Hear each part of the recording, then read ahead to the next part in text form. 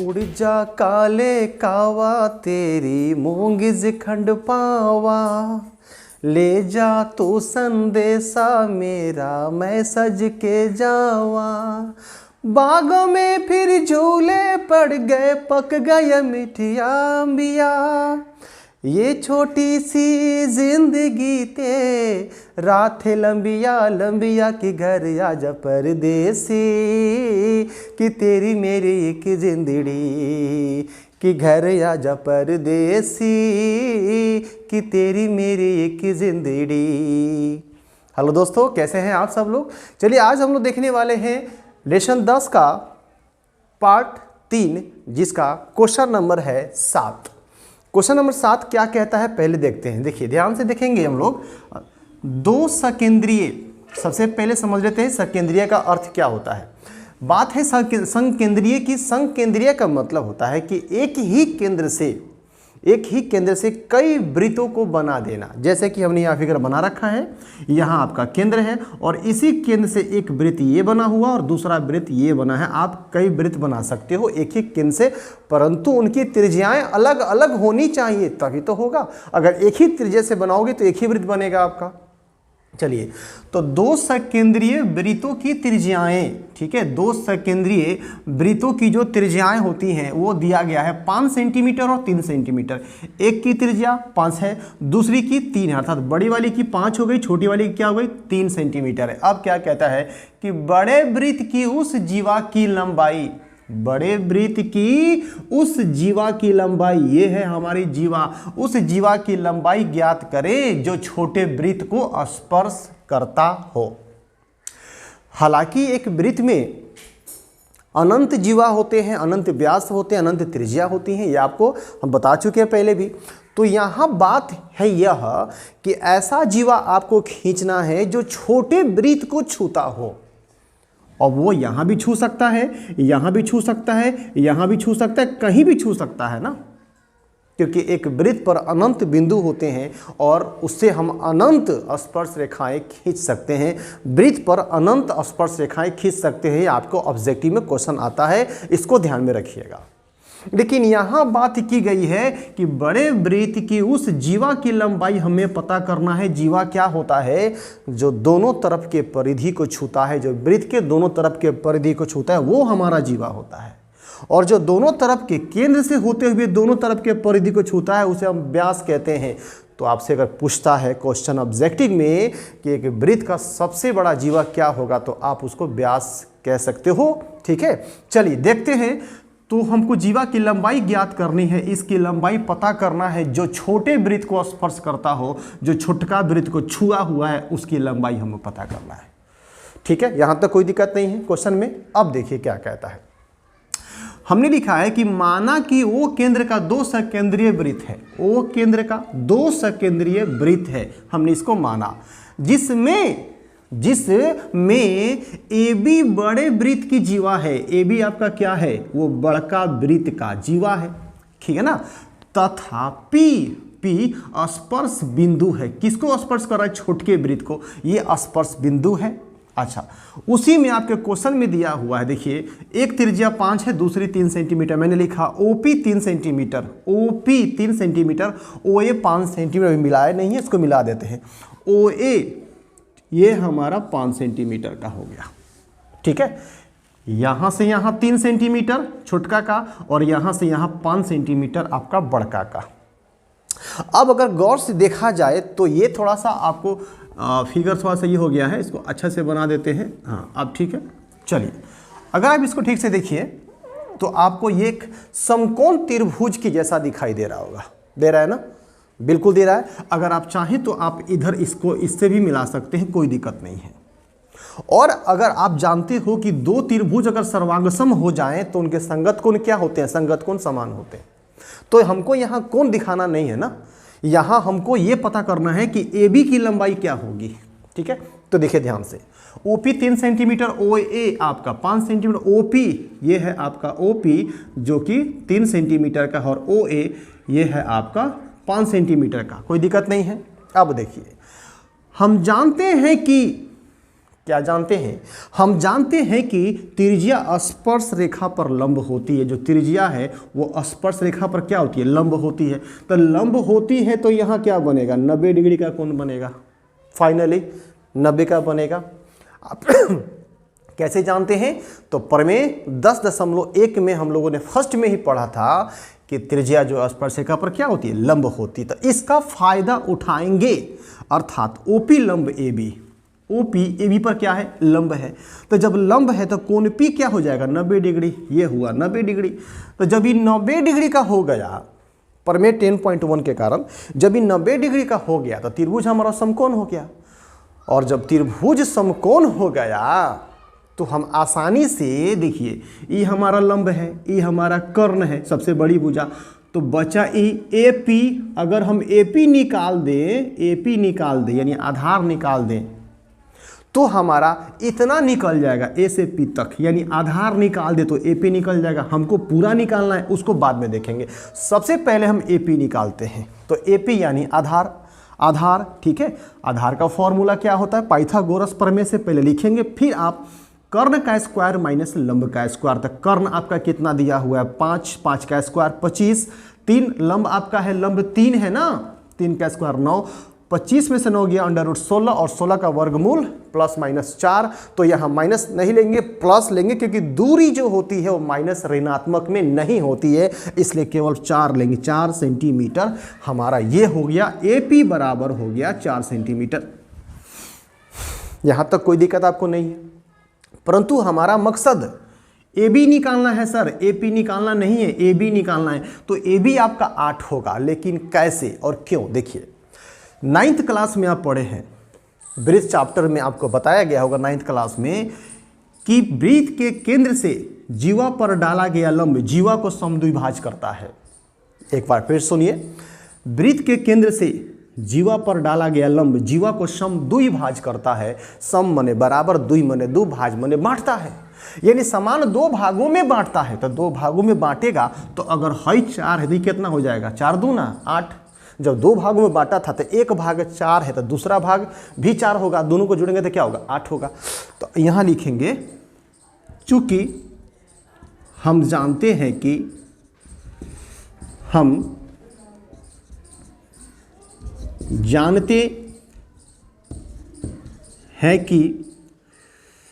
वृत्त के केंद्र से जीवा पर खींचा गया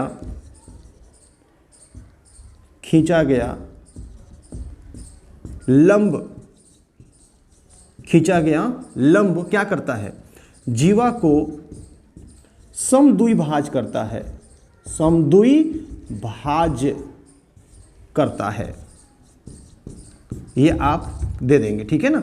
समद्विभाज करता है, समान 2 भागों में बांटता है। तो अगर आपका ए पी 4 है तो ए बी कितना हो जाएगा? 4 दूना 8, ठीक है। लिखेंगे इसलिए ए बी बराबर, ए बी हमको चाहिए तो क्या हो जाएगा? ए पी गुना 2। जब 2 भागों में बांट रहा है तो आधा हम निकाल चुके, तो पूरा कितना हो जाएगा हमारा? 8 नहीं हो जाएगा। तो 4 दूना, ए पी का मान कितना आया है? 4, 4 गुना 2 कितना हो जाएगा? 8। यानी ए बी का मान हमारा क्या हो जाएगा? ए बी का मान हमारा हो जाएगा 8, ठीक है। चलिए देखते हैं दूसरा क्वेश्चन कैसे उसको बनाना है।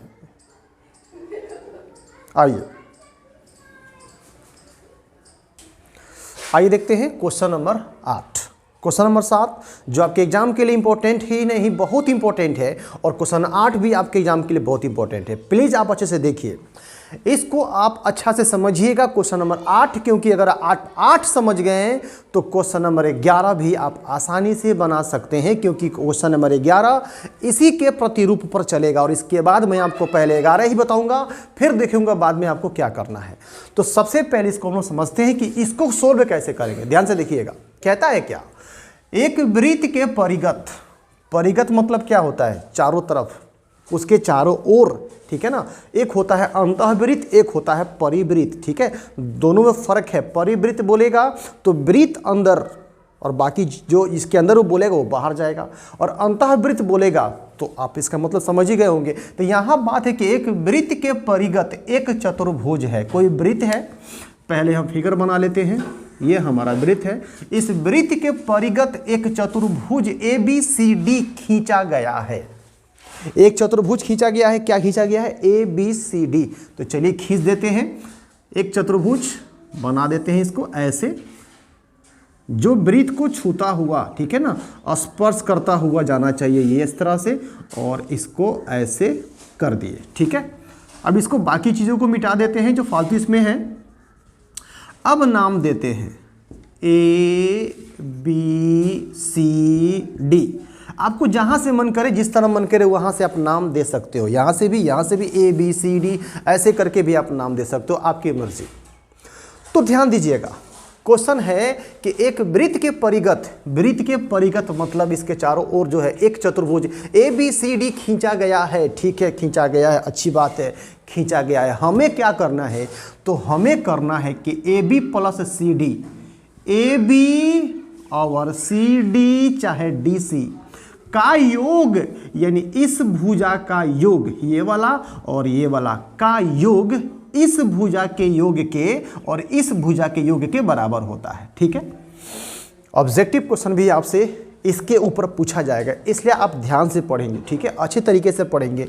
इस भुजा का योग मतलब E प्लस हई, AB प्लस CD, हई भुजा प्लस हई भुजा का योग बराबर होता है इस भुजा प्लस इस भुजा के योग के। यही हमें इसमें दिखा देना है। इतना बराबर इतना ला देना है, ज़्यादा कुछ नहीं करना है।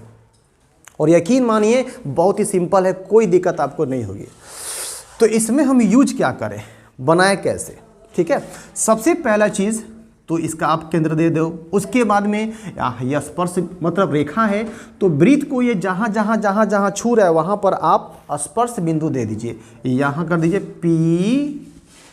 PQRS, कोई दिक्कत नहीं है, PQRS स्पर्श बिंदु हो गया। अब हम यूज क्या करें, क्या लेकर के चले इसको बनाएं? बहुत सिंपल, देखिए ध्यान से। आपको पता है, आपको हमने पढ़ाया था प्रमेय 10.2, याद कीजिए। ठीक है, प्रमेय 10.2 जो हमने आपको पढ़ाया था, प्रमेय एक सिद्ध किया हुआ कथन होता है जिसकी सहायता से हम दूसरे कथनों को सिद्ध करते हैं, और आज उस कथन को इसमें सिद्ध करने में प्रयोग करेंगे। क्या हमने बताया था कि एक वृत्त के बाह्य बिंदु, ये बाह्य बिंदु है, इस वृत्त का बाह्य बिंदु बाहर है, एक वृत्त के बाह्य बिंदु से खींची गई स्पर्श रेखा, जो स्पर्श रेखा खींची जाती है, ये स्पर्श रेखा, ये आपस में क्या होती है? समान होती है, बराबर होती है। ये आपको मैंने बता दिया था, इसमें कोई दिक्कत नहीं है। ये वाली रेखा इस रेखा के बराबर होती है, एक बाह्य बिंदु से खींचा जाता है। तो और साथ ही साथ हमने ये भी बताया था कि वृत्त के किसी बाह्य बिंदु से, इसको ऑब्जेक्टिव में ले लीजिएगा, सिर्फ और सिर्फ दो ही स्पर्श रेखा खींच सकते हैं। इस पे आप दिमाग में रखिएगा। अब चलते हम इसी का सहारा लेकर के इस क्वेश्चन को हल करेंगे। लिखेंगे क्या? हल। हम जानते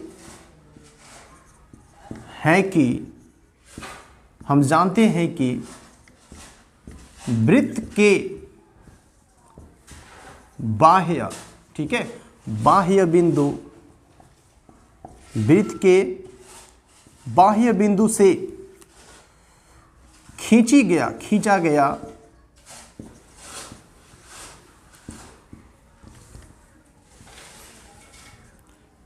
गया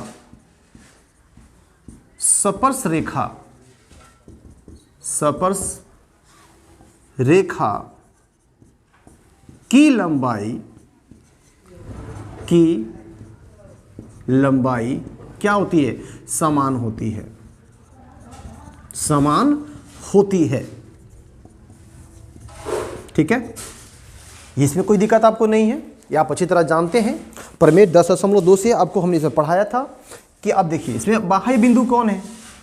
जैसे ये मान लीजिए आपका वृत्त है, तो ए जो है इस वृत्त का बाह्य बिंदु है, D इस वृत्त का बाह्य बिंदु है, C इस वृत्त का बाह्य बिंदु है, जिससे एक स्पर्श रेखा ये खींचा गया, दूसरा ये खींचा गया, B इसका बाह्य बिंदु है जिससे E खींचा गया स्पर्श रेखा और एक ए खींचा गया। कोई दिक्कत नहीं है आपको। यहां तक कोई दिक्कत नहीं। इसके बाद हम क्या करेंगे, लिखेंगे। अब गौर से देखिएगा, इसमें आपको नाम अच्छे तरीके से ढंग से लेने होंगे, क्योंकि अगर नाम आपने लेने में गलती कर दी तो प्रॉब्लम हो जाएगी। क्यों? क्योंकि हमें चाहिए कौन सी, हाई प्लस हाई। अब इसके लिए हम क्या करेंगे, गौर से देखिएगा, लिखेंगे क्या, AP बराबर क्या हो जाएगा, AS। क्यों सर? यहाँ तो लिखा तो है हमने कि हम जानते हैं कि वृत्त के बाह्य बिंदु से खींचा गया स्पर्शरेखा की लंबाई क्या होती है, समान होती है। तो हाई बराबर हाई, यहाँ तक कोई दिक्कत नहीं है। उसके बाद हम क्या करेंगे, ध्यान से देखिएगा, BP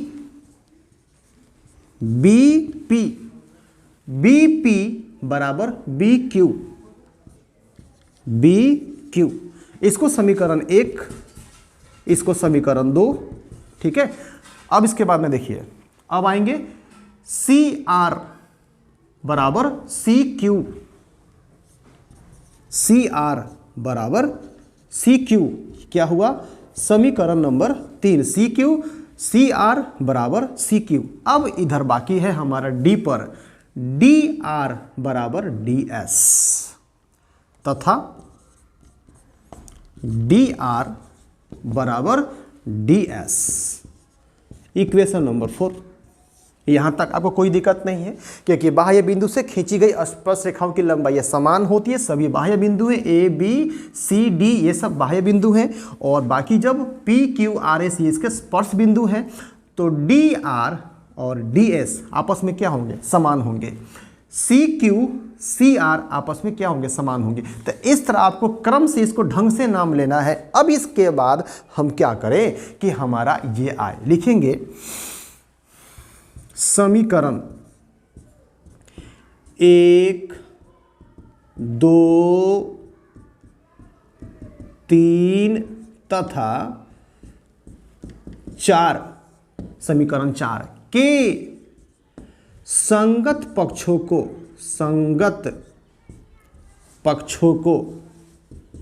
पक्षों समझ में आया ना, पक्षों यानी हमर गुइया हमरा ओरी, हेकर गुइया होकर ओरी, ठीक है। संगत पक्षों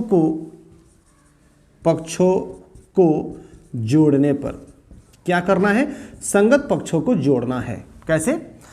इधर वाले को एक तरफ में, इधर वाले को एक तरफ में। आइए जोड़ते हैं, AP plus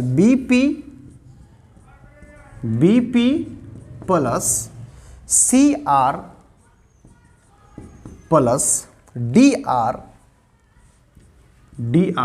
is equal to, उधर देखिए अड़ता है कि नहीं, AS plus BQ plus CQ plus DS। यहाँ ध्यान दीजिएगा, क्योंकि हम बहुत अपने मंजिल के करीब आ चुके हैं, इसलिए ध्यान से समझिएगा। AP कहाँ है, AP आप BP होना चाहिए ना, AP BB चाहे BP, तो AP और BP बगले में दोनों पटीदार बैठल है एक के साथ में, AP प्लस BP। इसके बदले में आप क्या लिख सकते हो, AB लिख सकते हो, कोई दिक्कत नहीं, AB। इन दोनों के बदले AB प्लस कर दो। देखिए एगो हेड आ चुका है AB। अब देखते हैं कि CD आता है कि नहीं। CR प्लस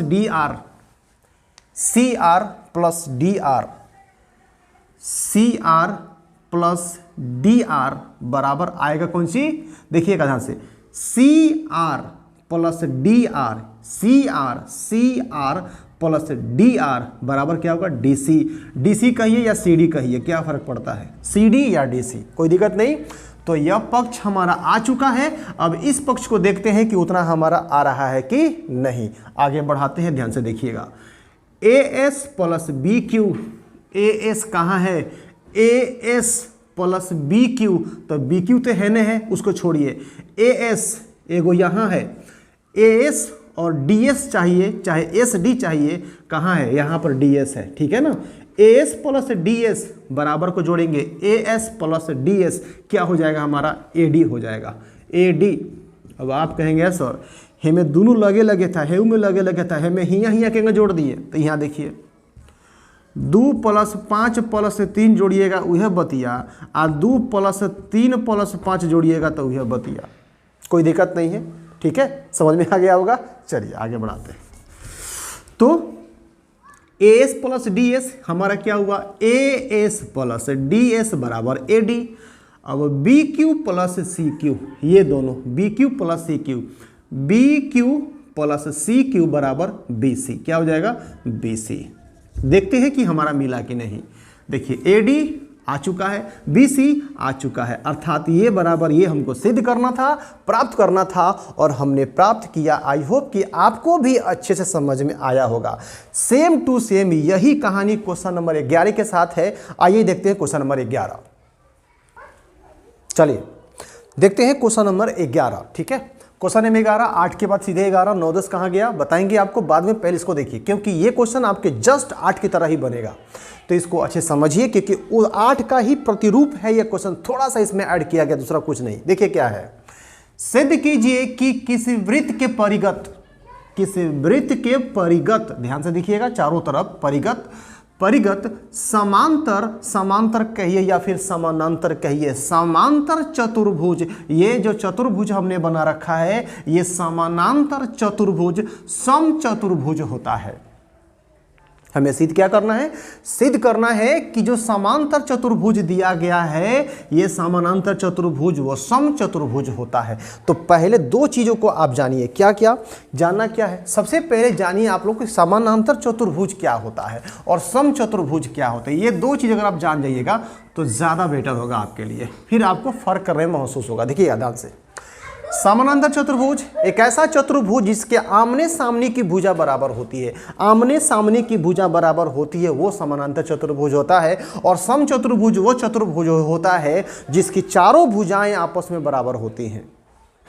कोई दिक्कत नहीं है, क्योंकि ये चीज आप पहले से भी जानते थे और आज जान गए, थोड़ा सा ताजा हो गया। अब हमको यही करना है कि जो समानांतर चतुर्भुज दिया है वो समचतुर्भुज होता है, ये सिद्ध करके दिखा देना है। यानी जो समानांतर चतुर्भुज था वो समचतुर्भुज बन जाएगा। कैसे, आइए देखते हैं। सबसे पहले लिखेंगे माना कि O केंद्र का एक वृत्त है। यहां पर हमने केंद्र नहीं लिखा है, केंद्र देते हैं, देखिएगा ध्यान से।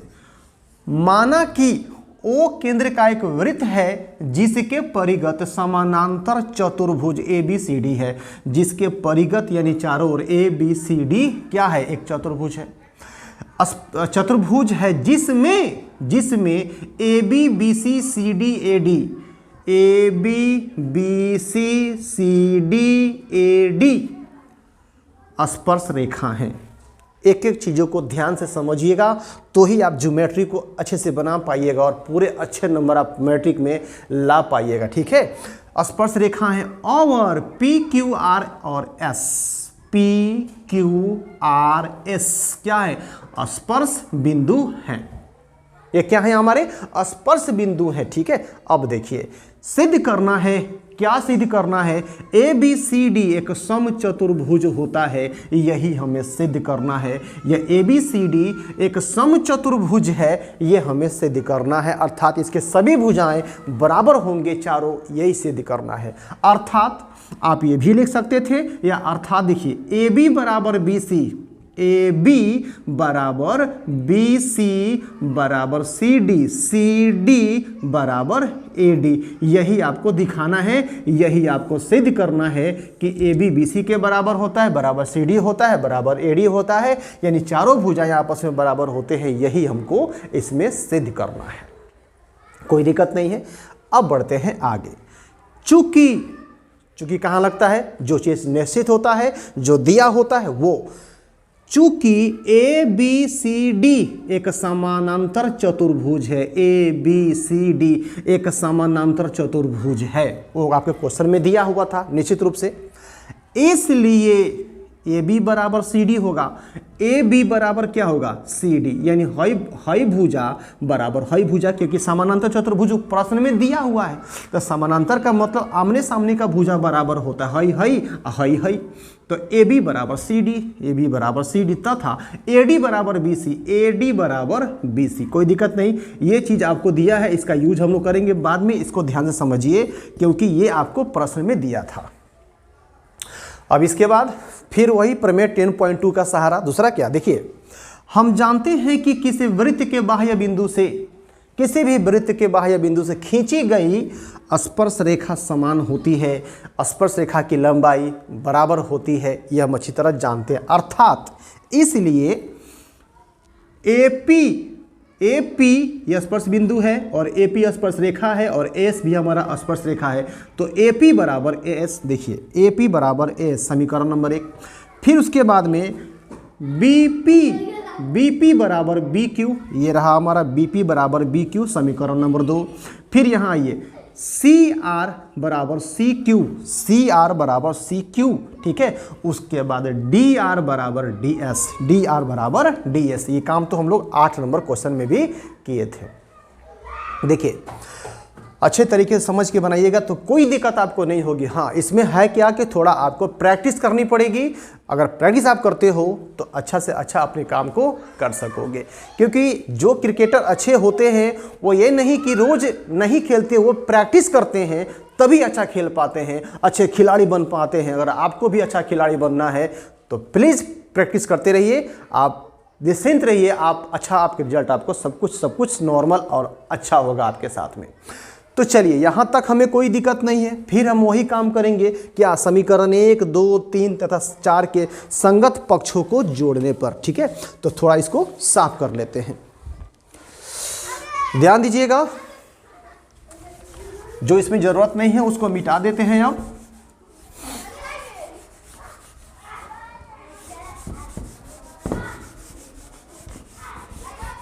देखिए इसको भी मिटा देते हैं, बाकी नीचे वाला का हमको आवश्यकता है। ध्यान दीजिएगा क्या लिखेंगे, समीकरण 1, 2, 3 तथा 4 के क्या संगत पक्षों को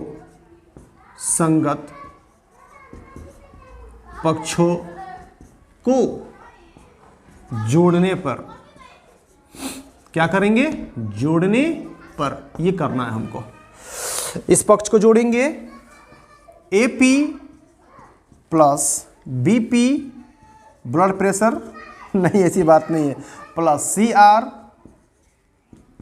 प्लस DR, है ना, इज इक्वल टू, उधर जाइए, AS plus BQ plus CQ, ये वाला CQ प्लस DS। कोई दिक्कत नहीं है। अब हम क्या करेंगे, इसको जोड़ेंगे। देखिएगा AP प्लस BP बराबर क्या होगा, AB होगा। तो इसके जगह पर क्या हो गया, AB हो गया, कोई दिक्कत नहीं है। प्लस CR प्लस DR बराबर क्या होगा, DC, यहाँ हो गया DC इजकल टू, इन दोनों के बदले में ये आ गया। फिर यहाँ AS, तो AS वाला पार्टी खोजिए कहाँ, एगो हेदे है, एगो हेदे है, AS प्लस DS बराबर AD, क्या हो जाएगा आपका, AD हो जाएगा। प्लस अब ये दोनों संगति साथे में है, BQ प्लस CQ बराबर BC। आई होप कि आप लोगों को कोई परेशानी यहाँ तक नहीं हुई होगी। पहला क्वेश्चन 8 नंबर में हमने यही किया था और इसमें भी हमने यही किया है। अब इसको थोड़ा सा आगे बढ़ाएंगे। क्या बढ़ाएंगे, ध्यान से देखिएगा। आपका AB की जगह पर क्या दिया था, CD दिया था, CD या DC, यहाँ पर मतलब DC है, आप CD भी लिख सकते हो, कोई दिक्कत नहीं है।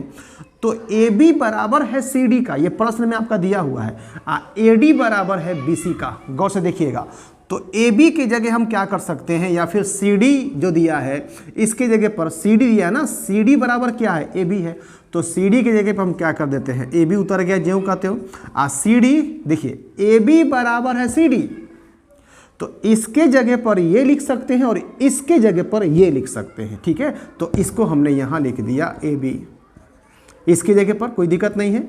इधर आइए, ए डी बराबर है बी सी का, क्योंकि समांतर चतुर्भुज जो होता है आमने सामने की भुजा बराबर होती है कि नहीं, बराबर होती है, तो बराबर होती है तो एक के बराबर एक यानी हई बराबर हई, तो जरूरत पड़ा हमको तो इसके जगह पर ये भी यूज कर सकते हैं और इसके जगह पर ये भी यूज कर सकते हैं। तो इसका काम हमारा हो गया। अब ए डी, तो ए डी किसके बराबर, बी सी का, तो ए डी की जगह पर ए डी रहने दे और बी सी की जगह क्या लिखाएगा, ए डी लिखाएगा। आप कोई भी चेंज कर सकते हो, आपकी मर्जी। आगे देखो, एक ए बी जोड़ एक ए बी जात मिल गया तो क्या लिखेंगे, दो ए बी बराबर एक ए डी जोड़ एक ए डी बराबर दो ए डी। परंतु यहाँ एक काम छूट रहा है, क्या छूट रहा है देखिएगा ध्यान से, यहाँ छूट रहा है चूंकि ये आपका दिया था ना, चूंकि ये इसको आपको ब्रैकेट में दिखाना होगा, ये जरूरी है दिखाना। चूंकि क्या चेंज किए हैं आप, डीसी को चेंज किए हैं ना, तो ए बी बराबर डी सी या सी डी, ए बी बराबर डी सी, यानी आपने डी सी की जगह ए बी यूज किया था, और दूसरा आपने क्या किया है, बी सी की जगह ए डी लिखा है, तो बी सी बराबर ए डी, चाहे ए डी बराबर बी सी, ए डी बराबर बी सी, ये आपका क्वेश्चन में था, आपने इसीलिए इसके जगह पर इसको यूज किया है। कोई दिक्कत नहीं, थोड़ा सा नीचे का भी साफ कर देते हैं ताकि आप स्पष्ट देख सके। अब देखिए, अब क्या करेंगे, 2 से 2 क्या हुआ, कट गया, यहाँ भी गुना है और ये भी गुना में है, तो ये गुना में है तो इधर भागा में होगा कि नहीं, तो 2 से 2 खत्म हो गया। क्या आ गया, ए बी बराबर ए डी आ गया। फिर नीचे का थोड़ा साफ कर देते हैं, देखिएगा ध्यान से, ए बी बराबर ए डी आ गया हमारा। देखिए गौर से फिगर में आइए, अब ए बी बराबर ए डी, वाह आ गया ना, ए बी ए डी के बराबर आ गया, यानी इस भुजा को हमने इस भुजा के बराबर दिखा दिया। तो जब ई भुजा इसके बराबर हो गया तो सब भुजा आपस में बराबर हो गया। कैसे हो गया, देखिए यहाँ मिटाई नहीं है, आपने क्या लिखा था, ए बी बराबर बी सी, यही तो सिद्ध करना था ना हमको, ए बी बराबर बी सी बराबर सी डी बराबर ए डी, सब भुजा आपस में क्या होते हैं, बराबर होते हैं। यहाँ लिखेंगे अतः ए बी बराबर ए डी बराबर ए बी बराबर ए डी बराबर डी सी बराबर बी सी, यह एक समचतुर्भुज है, यह एक समचतुर्भुज है, यही तो सिद्ध करना था।